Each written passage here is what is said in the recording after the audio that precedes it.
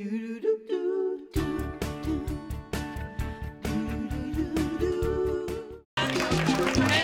do it.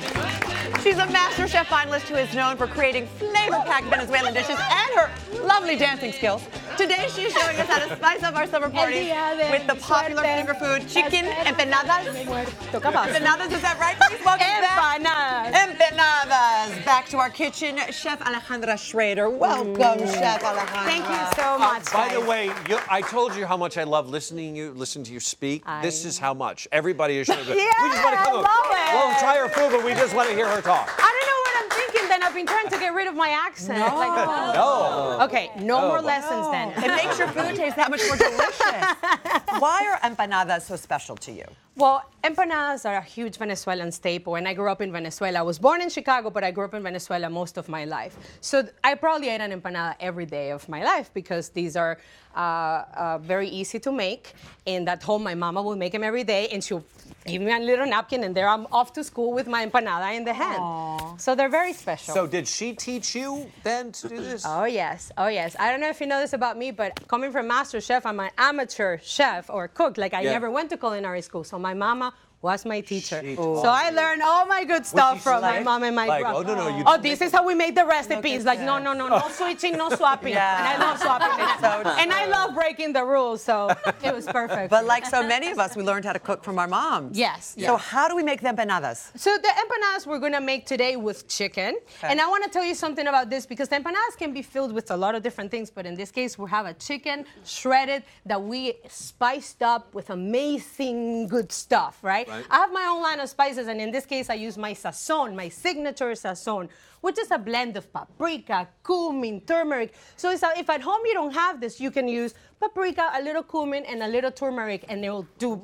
a very good result. Save me a trip to the dictionary. If I open it up and I look up empanada. Empanada. It would say, well, different places means different thing. In Venezuela, it means a turnover, right? Like a half moon turnover. In Argentina, empanadas are flat and baked on a tray. But what is specific about Venezuela and our empanadas is that they're gluten-free because they're made out of corn. Well, we're going to bring them in because the natives are getting restless. Guys, check it out. That's right.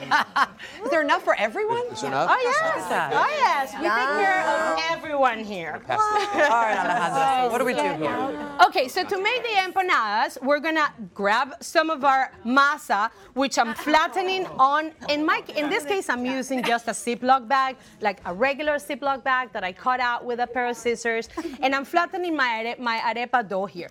If you want to go fancy and roll it up, you totally can do that. But this looks more homemade and authentic. I like it this way. You know, and I like stuff. I like to use my hands when I cook. So we're you guys are having a party out there, right? Okay, so I am putting a little bit of the stuffing. Like I said, you can use beef, you can use cheese, you can use beans, whatever. So we're gonna fold it up and close it. That is such a clever idea, by the way. Check it out. And I mean, talk about rudimentary tools. I don't have any fancy equipment, you guys. This is how we make it at home. And we're gonna use a bowl just to look. To seal it. Yep. And that's the it. same bowl my mom would use to cut my hair. Josie should have used that bowl. She wanted to So make it this is what you get, right? So I fold it like a little turnover with the stuffing inside, and this we're gonna flash fry really quick. Do you want to put the? Can we do that? Oh, you can do it. All I'm saying is you don't need to. Isn't it great that it's already done? Or you can just make it cute. Yeah, you can make it cute. There you go. There you go. Look at her. Look at her pretty stuff. There you go. Just because I like the way I when you buy them. Pretty. There you go. Okay, we're gonna put this in the deep fryer. Usually I like to have my deep fryer at 375 degrees because you'll do it really fast and it'll be crispy on the outside and soft on the inside. Is that bigger than normal? I mean, these are a little smaller. So this is the great thing about it. Empanadas, normally this is the size. This is the size I'm telling you my mama sent me to school with. I'm going to take my gloves off because I'm done. A gloves? And, and I'm going to bring you to taste. So this will be like almost like the personal size, right? The one that my mama would naturally make. But I love to make it mini for parties because they're like finger food. Yeah. They're finger food. And it's a nice change from, like a mozzarella stick or a buffalo wing. Thank you. And you can what? You know what I mean? I mean, A potato skin, if you will. I love this, Alejandra. I don't allow myself a lot of fried food, but this I do because, Spice again, it's gluten-free and it's not so bad. And you know what? How about you put the minced fish inside? You can serve them with a delicious sauce for your parties that you guys have there. What is the sauce? It's an avocado cilantro sauce, but this is a take on something I've made on the show before. It's called guasacaca. That's what we call Martha. Guasacaca.